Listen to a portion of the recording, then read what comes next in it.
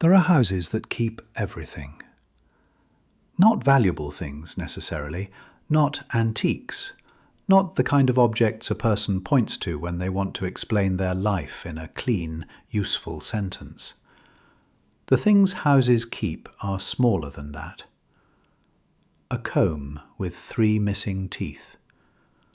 A cracked mug from a school fundraiser. A plastic dinosaur under a radiator. The blue ribbon from a gift nobody remembers getting. A birthday card with nothing written inside but a name. Most of it looks like clutter until someone dies. Then every drawer becomes a witness. By the time Aaron Vale arrived at the yellow house on Walcraft Avenue, the daughter had already cried herself empty. Her name was Mrs. Haskell on the paperwork. She corrected him at the door and asked him to call her Beth. She was 62, maybe 65, with silver hair pinned at the back of her neck, and the careful brightness of someone who had hosted too many visitors since the funeral. The house stood 2 blocks north of Gandhi Boulevard, in one of those old South Tampa neighborhoods where the lots were deeper than they looked from the street. Bungalows under live oaks, chain-link gates with stiff hinges, bougainvillea climbing over fences as if trying to leave. A flat white sky above the power lines. Afternoon heat sitting low on the asphalt. Aaron parked the company van behind a roofing truck and checked the job on his phone. Haskell Estate. Partial pack-out. Sort, photo, tag, store. Possible resale after family review. He read the notes twice, because that was what he did when he wanted his mind to stay on the work. Beth Haskell stood in the open doorway. "I tried to do some of it myself," she said. Everyone said that. Aaron had learned not to answer too quickly. "It gets heavy," he said. Beth gave a small, relieved laugh that did not sound much like a laugh. It was all heavy. The house smelled of floor polish, closed curtains, and the slow, sweet dust of old paper. Aaron noticed the sound first. He usually did. A refrigerator shuddering through a tired compressor. The faint click of a ceiling fan chain against glass. Somewhere toward the back, water moved in a pipe with a soft, knocking pulse, though no one had turned on a faucet. Beth walked him through the rooms. His work was built on categories: keep, store, sell, donate, return, discard. The clean words people used when they wanted to believe objects obeyed them. They did not. In a house like this, the exceptions were everywhere. The chair no one sat in after a certain year. The shelf no one restocked. The drawer that opened only a hand's width before it needed coaxing, because no one had found a reason to fix it yet. Beth moved through it all with the careful brightness of a woman who had hosted this room 100 times and had not yet decided what to do with it. Beth wanted 3 rooms cleared.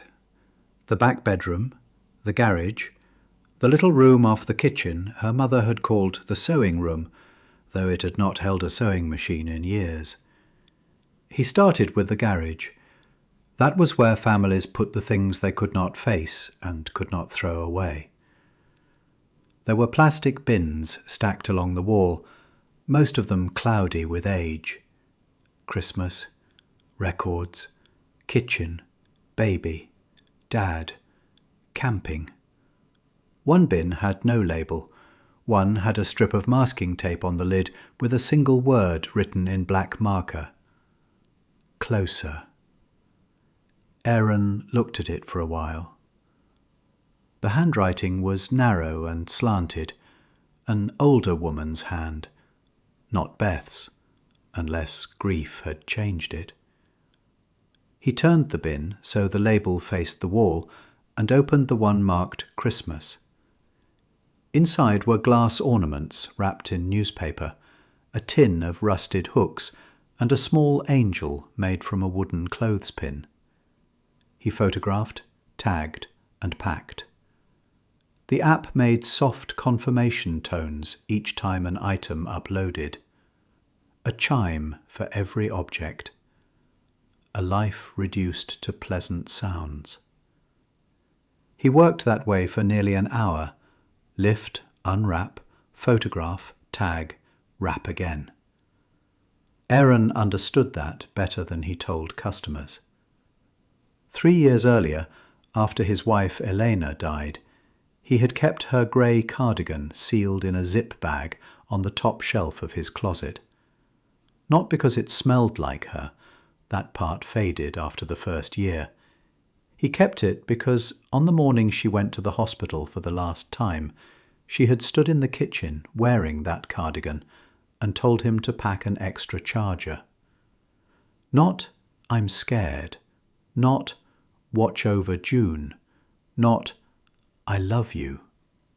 An extra charger. That was how life hid inside objects, not in meaning, in use. The closer bin stayed against the wall until the end of the garage. Aaron did not avoid it exactly. He simply found other work first. The camping chairs, the old tools, 3 boxes of church cookbooks, a cracked cooler with fish scales still caught in the drain plug, a child's bike helmet with faded ladybugs on it. By 4:30, the garage had narrowed to the unmarked bin and the one with the label. Beth appeared in the doorway with 2 glasses of water. "I forgot that one was there," she said. Aaron followed her gaze. "The closer one?" Beth's face changed, but only by a degree. "My mother labelled things strangely toward the end. Do you want me to leave it?" "No," Beth handed him the water. "No, I want it gone." "Stored?" She looked back into the house. "Photographed first, then stored. I don't want it here, but I don't want to lose track of it." Aaron cut the tape with his pocket knife. The lid opened with a soft suck of trapped air. Inside were children's things. A yellow receiving blanket folded around a silver rattle. 2 little shoes tied together by their laces. A stack of drawings in a grocery bag. A plastic baby monitor, cream-coloured, with a rubber antenna bent at the tip. Aaron lifted the monitor first. The battery door was missing. The plastic had yellowed.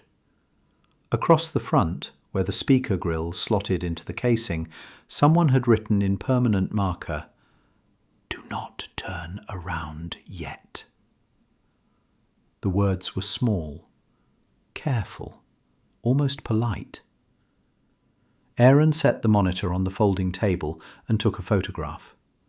The app focused on the words, then blurred. Focused again. The upload spinner turned for several seconds before the confirmation chime sounded. Item added. Description suggested by app. Baby monitor. Vintage. Used. Under the suggested description, in the field where customer notes sometimes appeared, another line had filled itself in. Closer than before. He closed the app. Opened it again. The line was gone. The garage made its small sounds around him, the fan ticking in its cage, the road beyond the house, Beth breathing through her nose, quietly, like a person trying not to startle something. "You said you wanted this gone," Aaron said. "Yes. Why?" Beth looked down at the monitor. "My mother heard things near the end." that happens. Yes, Beth said. That's what everyone told us. Aaron should have stopped there. He knew that later, with the clean hindsight that comes only after consequences have finished arranging themselves, but the monitor was only a monitor. Old plastic, no batteries, no base station, no wire. Aaron picked it up. The speaker crackled. Beth made a sound so small he almost missed it. Static breathed through the grill. Not loud, not even clear, just the dry whisper of an old device waking from a long sleep. Then a child's voice came through. Dad? Aaron dropped it. The monitor hit the concrete and split along one seam. The garage went quiet. The word had not sounded like him. Not directed at him, perhaps. It had been a child's voice, thin and close to the microphone, speaking from some old room that had no reason to exist. Lots of children called lots of men Dad. That was the first thing his mind offered him. The second thing was worse. It had sounded like June. Not June at 13, June at 4. June with a stuffy nose, waking from a nightmare in the apartment they had rented while Elena was sick. June saying Dad from the baby monitor on the milk crate beside their bed. Aaron remembered that voice exactly. That was the problem. He finished the job because that was what people did when they were frightened and embarrassed by it. He told himself the monitor had picked up a neighbour's device. He told himself old electronics sometimes stored sound in strange ways, though he knew enough to know that was nonsense. He told himself his memory had done the rest. Grief, stress, heat, low blood sugar. He packed the closer bin. He assigned it to climate storage, aisle C, rack 12, shelf 2. The app produced a QR code. He printed the label from the van and stuck it to the side. Haskell 019. When he stepped back, the printer clicked again. Another label fed out. No job number, no barcode, just text. Aaron Vale, father, primary bridge. He tore it off before Beth saw. The adhesive stuck to his thumb.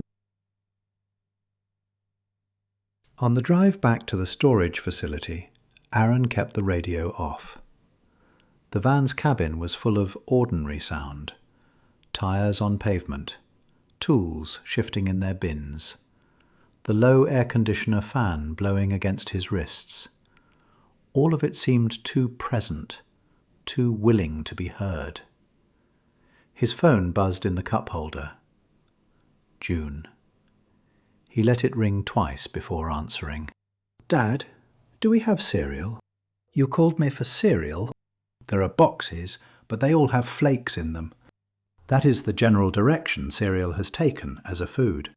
I mean normal cereal, the kind with marshmallows that you pretend not to buy. Top shelf, behind the oatmeal. Why would you hide it behind oatmeal?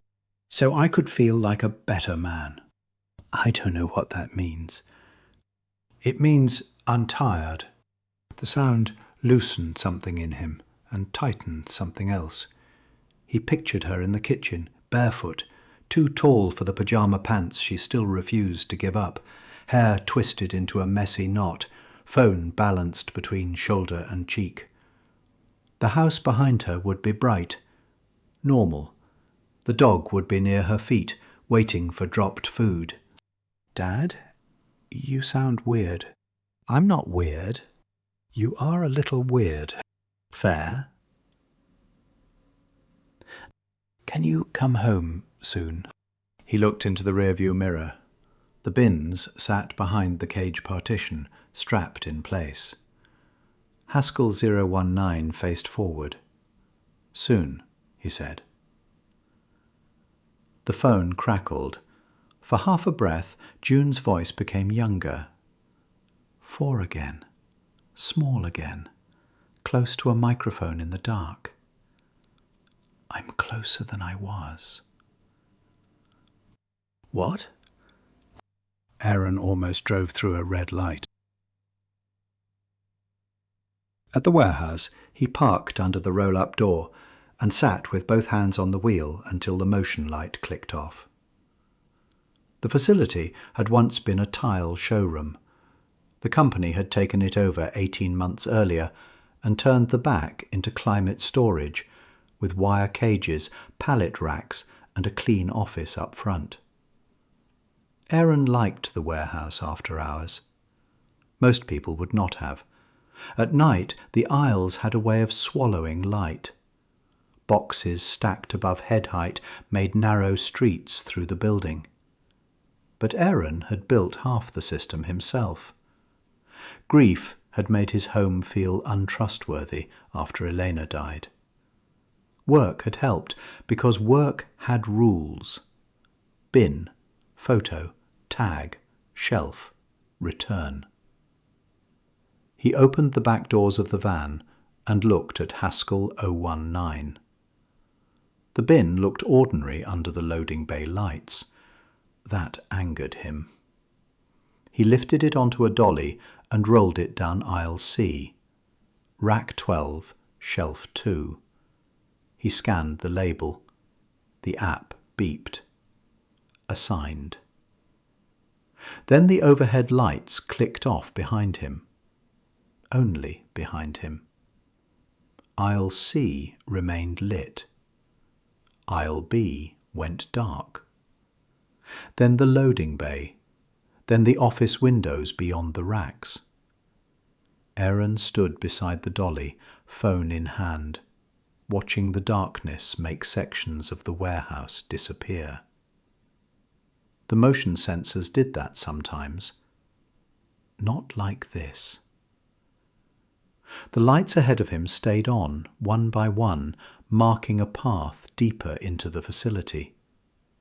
At the end of aisle C, the label printer in the packing station began to work. Click, whir, cut. Click, whir, cut. Aaron did not move. The printer kept going. The first label said, Elena Vale, wife, deceased. The second said, June Vale, daughter, living. The third said, Mara Vale, mother, memory active. Then one for the dog. Then one for his house. Then one for the grey cardigan sealed on the top shelf of his closet. Then one for the voicemail. That was all it said. The voicemail. Aaron backed away from the packing station. The labels curled in a pale strip across the table.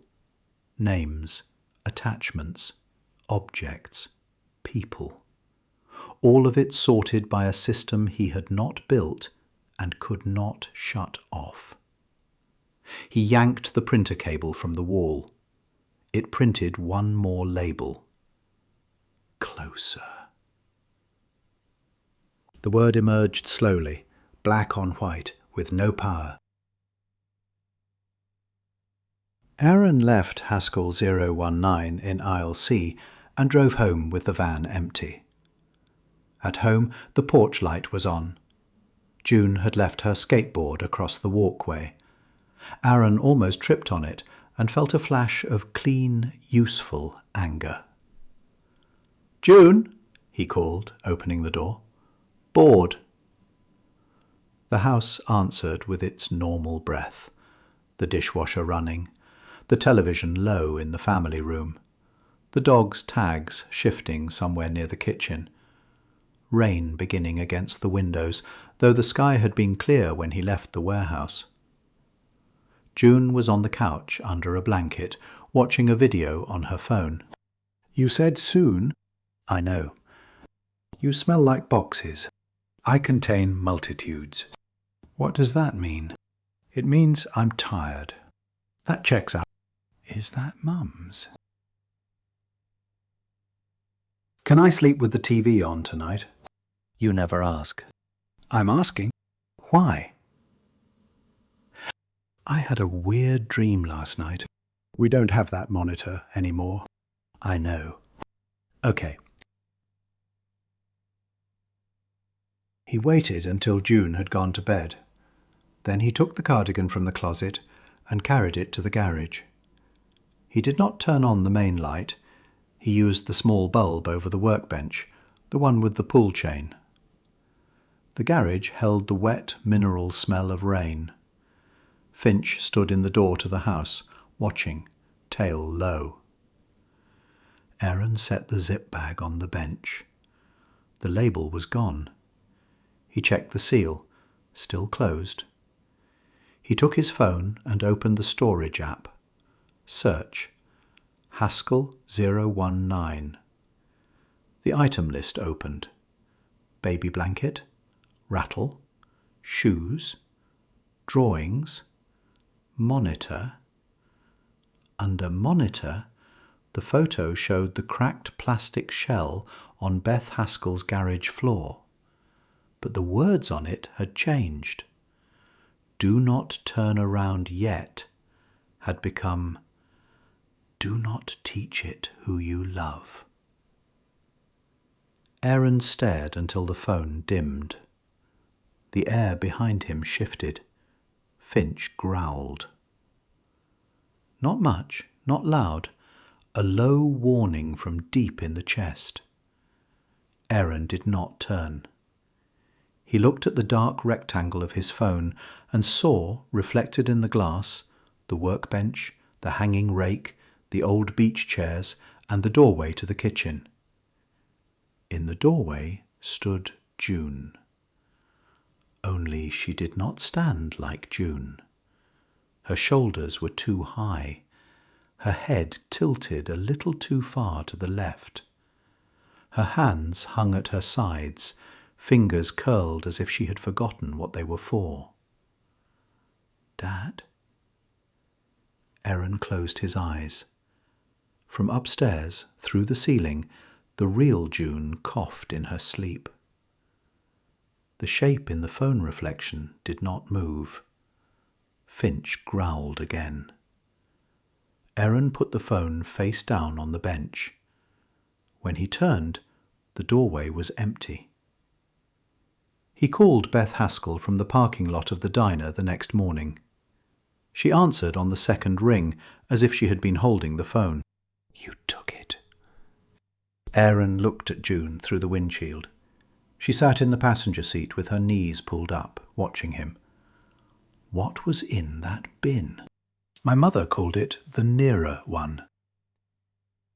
What is that? I don't know what it is. I know what it did. Tell me. My mother kept everything after my father died. People said she was sentimental. She wasn't. She was frightened. She said it could smell out the things you'd named, the things you'd counted. She said the only protection was to keep naming more things, always more, so it couldn't find the edges of what mattered. Did that work? For a while. What changed? She got tired. At the end, she said the only rule she still trusted was never to count aloud the people she loved. Just never. She wouldn't tell me why. Only that saying the number made it real to something that was listening. Did she say what it was? She called it the nearer one. She would not say more than that. The monitor spoke in my daughter's voice. I know. I'm sorry. Why did you let me take it? Because it was already too near me. He drove to the warehouse because the thing had come from there, and because work still felt like the only room in his life with tools in it. June refused to stay behind.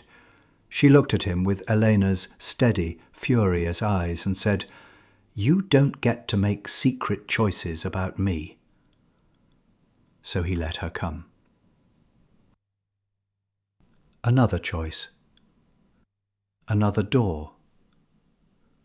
The warehouse looked harmless at noon. The parking lot shimmered. Inside, Marisol, from receiving, was on the phone arguing with a customer about a missing paddleboard fin. Aaron took June through the side door to the storage floor.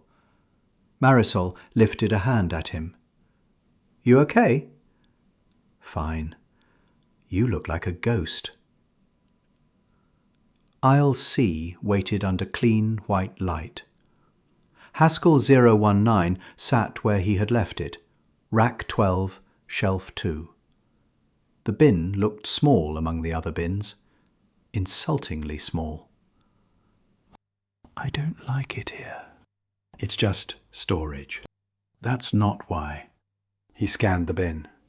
The app opened the item record. Everything looked normal until he tapped the monitor photo.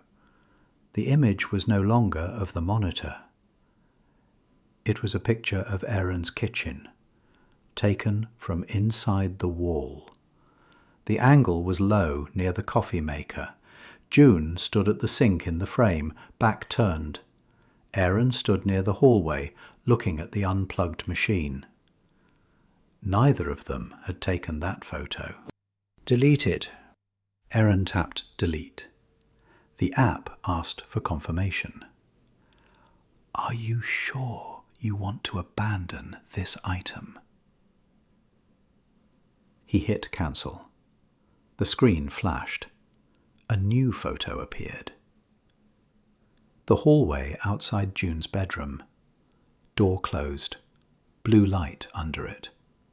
Timestamp 3:19 a.m. Aaron threw the phone down the aisle. It skidded under rack 14 and went dark.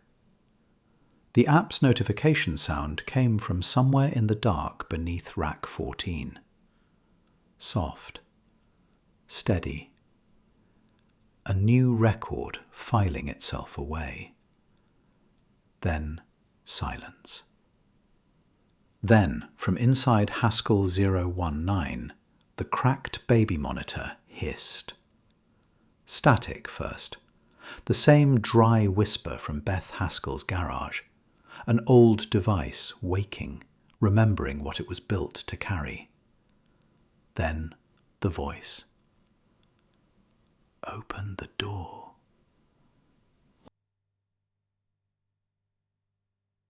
He took June to a diner on MacDill. He chose a booth in the centre. He ordered pancakes he did not want, and orange juice June did not drink. "Are you going to tell me?" He looked at the waitress refilling coffee 2 tables away. "I'm trying to decide how." "That means it's bad." "It means it's strange." "Dad?" He rubbed his thumb along the edge of the paper placemat. "There was an item at a job yesterday, an old baby monitor. It made a sound. Like in my dream." "Yes. And now our house is doing it." "Yes. Is it Mum?" "No." He answered too fast. June flinched. Aaron reached across the table and put his hand over hers. "I don't think it's her." "But it can sound like her." "Yes. Can it sound like me?" Erin did not answer. She pulled her hand back. The waitress arrived with pancakes. June looked at the plate as if it had come from very far away. When they were alone again, she whispered, "What does it want?" Erin thought of the labels. Wife, daughter, mother, memory, active, primary bridge. "I think it wants to get close." "Close how?" The jukebox above the counter changed songs. It had been playing old country. Now it played a lullaby. Not through the speakers, not fully. A music box version, thin and slow, coming from somewhere near the restrooms. 4 notes rising, 4 notes falling. Erin knew the tune. Elena used to hum it without words when June was sick. Nothing formal, not a song anyone else would know, just 4 notes in the dark while June breathed through a fever. Erin stood. The melody stopped. Every glass behind the counter gave off one small ring. What was that? Erin reached for her, then stopped himself halfway. Get your shoes. Why? Now. She did not argue. That frightened him more than if she had. In the parking lot, he told her what he could, about the bin, the monitor, the labels, the garage at night, the reflection in the phone. Is it because of Mum? No. But it uses her. Yes, because we love her. I think so. Then stop loving her. I didn't mean... I know. I don't want it to use her. I know. I don't want it to use me.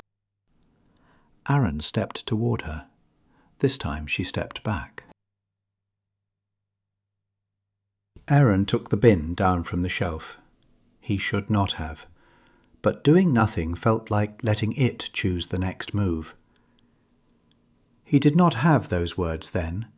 He only had his hands on the bin and his daughter watching from 3 steps away. The lid came off. The monitor lay on top, though he had packed it at the bottom. Beside it was the grocery bag of drawings. Aaron opened the bag. Most were Beth's childhood drawings. Houses, cats, stick families. At the bottom was a page that did not belong. Printer paper, newer, white. A child's drawing in purple marker. Their house.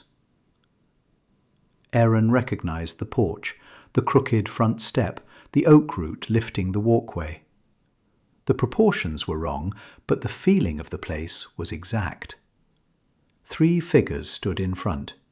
Aaron, June, and Elena, though Elena had been drawn in grey. Finch was a brown scribble near June's foot. In the upstairs window was another figure. Tall, thin. No face. One hand raised. I drew that. Aaron looked at her. When?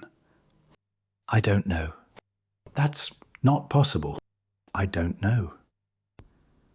The monitor hissed. Beth Haskell's mother spoke, an old woman's voice, dry and faint. Do not count the things you love in front of it. Aaron dropped the drawing back into the bin. Too late. The lights in aisle C began to change. Not flicker, change.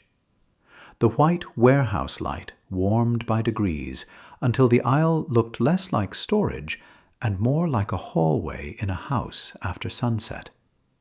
Shadows gathered under the racks. The exit looked further away than before. The far end of the aisle was no longer the far end of the aisle. It was their upstairs hallway. Carpet. Family photos. Nightlight near the bathroom. June's bedroom door closed. Aaron's phone was still under rack 14, somewhere in the dark behind them.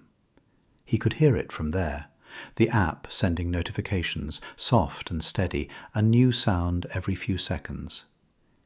He did not know what it was logging. He did not want to know. But it did not stop. Behind the door, a phone played his own voice. Hey, Bug. The door at the end of the aisle opened 1 inch. Not fast, not loud, just the soft click of a latch giving way. "We should run." Aaron looked behind them. The storage floor door seemed much farther away than before. Between them and the door, every bin label had changed. Not all at once, one after another, starting at the racks nearest them. Eleanor's cardigan. June's first shoes. Erin's mother's recipe box. Finch's collar. The beach video. The hospital charger. The song without words. The last voicemail. The thing she said before sleep. The thing he never said back. "Dad." "I know. What do we do?" He had no answer, so he made one. "We stop feeding it." "How?" Aaron looked at the bin. No more counting, no more naming, no more photographs, no more proof. He closed the lid on Haskell 019. The door at the end of the aisle opened another inch. Inside the room beyond it, something breathed. Aaron lifted the bin. "Go," he said. They ran. Running in a warehouse full of other people's things is not dramatic. It is awkward and loud and full of almost falls. A dolly handle catches a hip. A box corner scrapes a forearm. Your shoes squeak. Your breath sounds foolish in your own ears. But fear does not care about dignity. Aaron carried the bin against his chest. June ran ahead, then came back, then shouted without raising her voice, because the building seemed to punish loudness. "This way." They reached the storage floor door. Locked. It did not lock from the inside. The panic bar was insurance code, contractor work, the kind of thing that gets filed and forgotten. Aaron had filed the maintenance request himself when the bar started sticking. The work order had never been completed. Now the bar would not move. Behind them, aisle C had gone dark, except for the warm square at the far end, the bedroom door. A footstep sounded on carpet. Not concrete. Carpet. Aaron set the bin down and hit the panic bar with both hands. Nothing. From the dark aisle came the sound of a child's bare feet. Small steps. Slow. The steps stopped. Elena's voice spoke from the darkness. "She can't stay with you forever." Aaron let go of her hand. "No, I'm right here." "No, I need you to listen. I'm not leaving you." "That's not the choice." Behind them, another footstep. Aaron knelt so they were eye to eye. He spoke quietly because quiet was all the room had left. "It is using what I reach for. It gets closer when I show it what I can't lose." "Then don't lose me." "I'm trying not to." The darkness behind them moved. Not a shape, not yet. More like a person-sized absence passing between shelves. Aaron took June's phone from her hoodie pocket. He dialed the front desk. The line rang. Once. Twice. Then Marisol answered. "Front office." Aaron closed his eyes with relief. Opened the storage floor door. "Aaron." "Now." Static slid under the line. Marisol's voice changed. Not into Elena, not June, not Beth. Into Aaron's mother. Aaron, sweetheart, you left the oven on. Aaron almost answered. June slapped the phone out of his hand. It hit the floor and skidded into the dark. The voice kept speaking from where it lay. You never check. You think you check, but you don't. Stop listening. The storage floor door buzzed. Marisol had opened it from the office. June pushed through first. Aaron followed, carrying the bin. There was one place in the warehouse the app did not map. A sample room behind the office, narrow and windowless, with metal shelving bolted to the concrete. They called it dead storage. Broken scanners, old routers, misprinted signs, returned packing materials. Anything not assigned to a customer and not worth discarding yet. Neglected things. Unloved things. No QR codes, no inventory, nothing with a name attached. Aaron shut the junk room door from inside. Dad! Dad! Go to the office. No. Please. The thing in the bin repeated, in June's voice, Please. That helped. The copy was too smooth, too ready.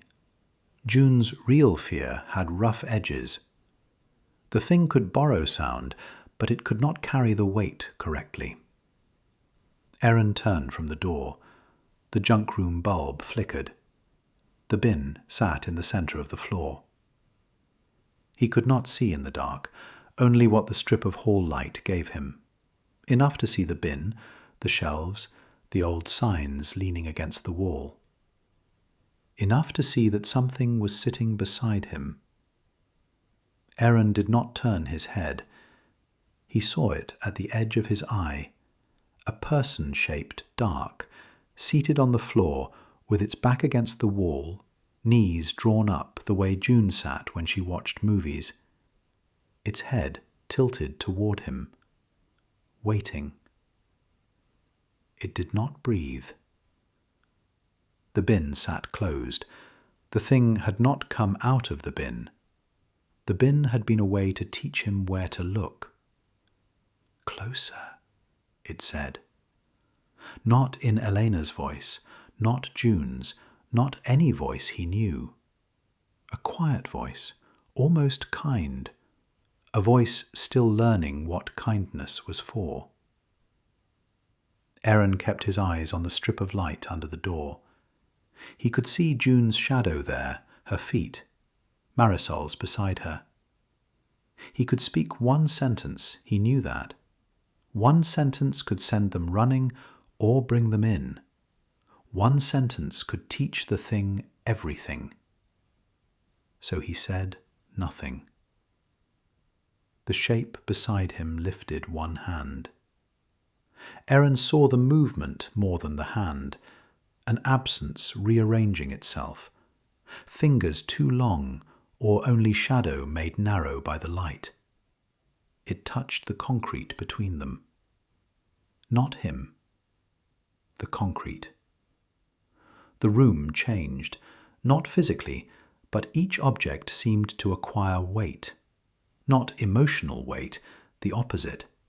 A deadness so complete it felt like cold air. The thing hated the room. That was useful. Aaron breathed slowly. The thing tried his mother next, then Beth Haskell, then Marisol's mother, though Aaron did not know the woman and felt the voice slide off him with almost no force. Then his own voice as a child. That was harder. He had forgotten that boy, the high, earnest sound of him, the little carefulness. Dad, the boy said from inside the bin. Aaron had never called anyone Dad in that voice. His father had left when he was 9. The thing was guessing. No, Aaron said. The voice stopped.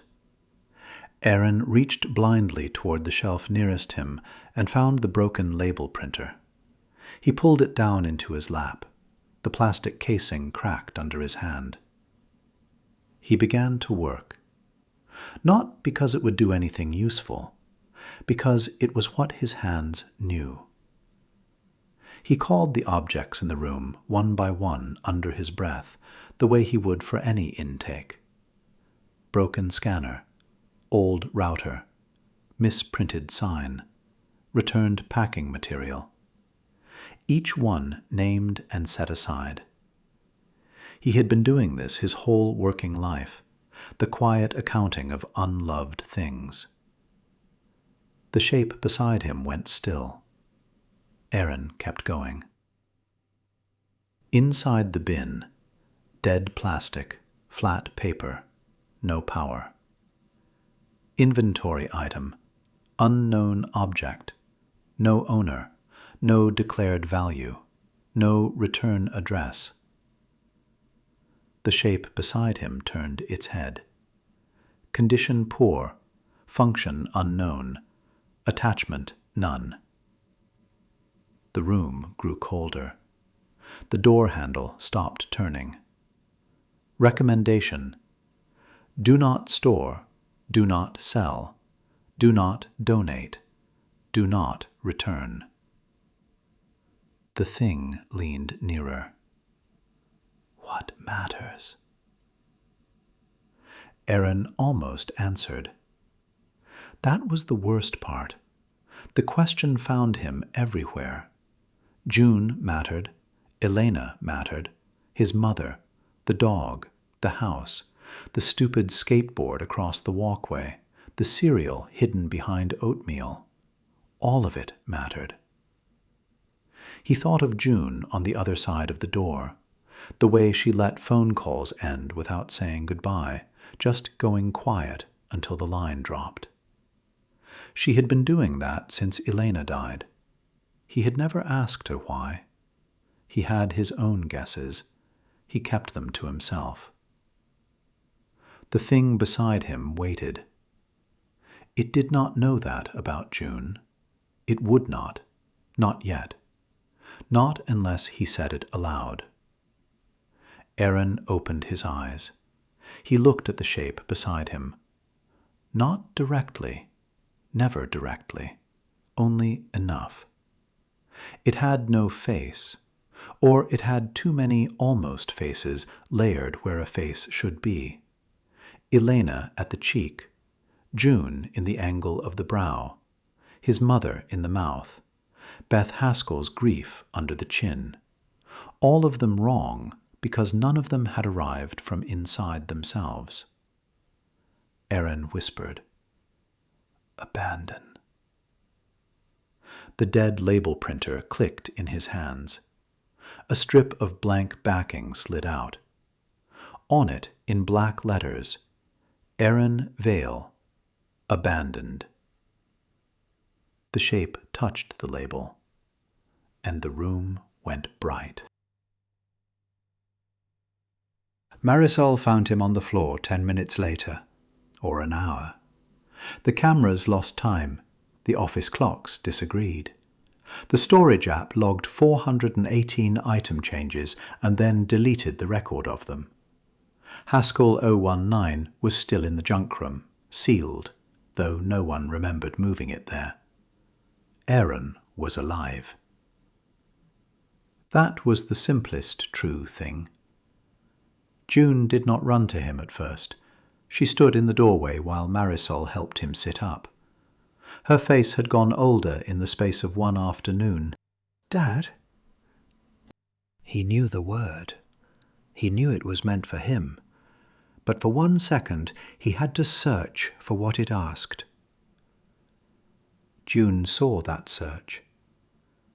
She came to him then, not like a child, not like someone saved, but like a person choosing to cross a distance that had not been there before. He held her without saying her name. He usually said her name. In the weeks that followed, Aaron changed his life in ways that looked sensible from the outside. He sold the house, kept less, donated more, stopped photographing everything. He deleted the storage app from his phone and quit the company with 2 weeks' notice. Marisol stayed 3 more months, then left too. She stopped answering the front desk phone after 4 o'clock. No one asked why. It seemed reasonable. Haskell 019 vanished from the warehouse system during a server migration. No one could find the bin. No one could prove it had ever been there, except for one printed intake sheet in a file cabinet. On that sheet, the item count had been crossed out by hand. Under the crossed out number, someone had written, "Not empty." Aaron did not ask whose handwriting it was. There was one other thing he did not ask about. The voicemail had been on his phone for 3 years. Elena's voice from the hospital, recorded the afternoon before the last surgery. He had listened to it on his birthday. He had listened to it on her birthday. He had listened to it on the drive home from the warehouse the night Haskell 019 first arrived, though he would not remember having done that until much later. After the junk room, he found the voicemail in his deleted items. He did not know when he had deleted it. He did not remember the decision. His phone said it had been deleted at 3:19 a.m., the same timestamp from the warehouse photo. He did not restore it. He sat with the empty space where it had been for a long time. It was the worst kind of loss, the kind you could not tell had been theft or surrender. He left it gone. He and June made rules. No saved voicemails played after dark. No old videos watched alone. No asking a device to show memories. No cataloguing grief. No keeping a thing only because throwing it away felt like betrayal. And if a familiar voice came from a place it should not, they did not answer by name. Most rules are not cures. They are shapes fear can live inside. 2 years passed. June grew taller. She cut her hair short. She learned to drive in a borrowed Corolla and hated every second of Aaron teaching her, which meant some part of life had remained mercifully intact. Aaron kept no shrine. Elena's mug held pens. Her old cardigan went to June. The extra charger lived in the kitchen drawer and charged phones. He did not speak of the nearer one. But sometimes, when they passed a storage facility at night, June would stop talking for a moment. Sometimes Finch would lift his head toward the hallway when no one had moved. Sometimes Aaron would hear a label printer in a store and feel his body prepare itself before his mind knew why. The final thing happened on a Thursday in November. By then, Aaron and June lived in a smaller house farther north with less shade and more traffic noise. It was not beautiful. That helped. Beautiful houses invite memory to stand around looking meaningful. Their new house had bad light in the kitchen and a closet door that never slid right. It asked very little from the past. June was 16. That Thursday he came home just after 9. The house was quiet. June had texted that she was staying late to close. Finch was asleep on the couch, nose tucked under his tail. The kitchen smelled of toast, though no one had made toast. He fed Finch, washed a glass, checked the back lock, put his keys in the bowl by the door.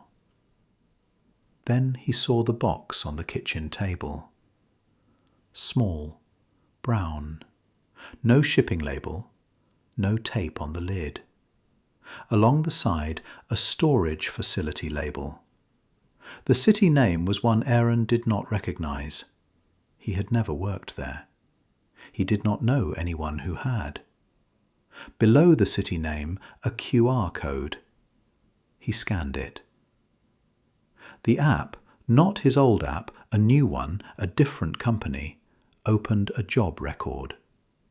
Customer name, Vale J.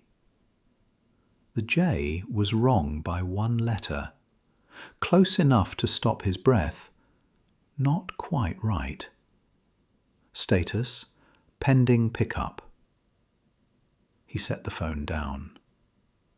On the lid, in narrow, slanted handwriting, were 2 words.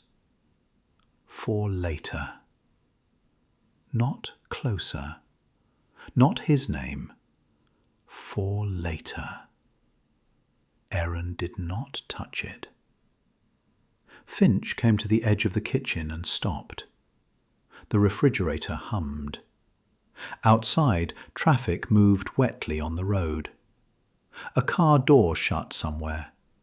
A night bird made one brief sound and went quiet. Aaron stepped back from the table. His phone buzzed. June. He answered without thinking. "Hey, Bug." Static, then, "Can you come get me? Callie's ride bailed." Aaron closed his eyes. The box sat on the table. "Yeah," he said. "I'm leaving now. Thanks. Wait outside, under the light." "I know. No videos, no earbuds." "I know. No answering if—" "Dad?" He stopped. "I know," she said. The call went quiet. Then it dropped. Aaron picked up his keys from the bowl. He did not touch the box. He opened the front door, then paused. Behind him, from the kitchen table, came a sound. Not a voice. Not yet. A soft click. Like a label printer waking up. Aaron left the house without turning around. The porch light hummed above him. Finch watched from the front window, his face pale behind the glass. As Aaron backed down the drive, the kitchen window stayed dark. Then, just before he turned onto the road, something small and white slid under the front door from inside the house. A label. It caught on the threshold. It did not blow away.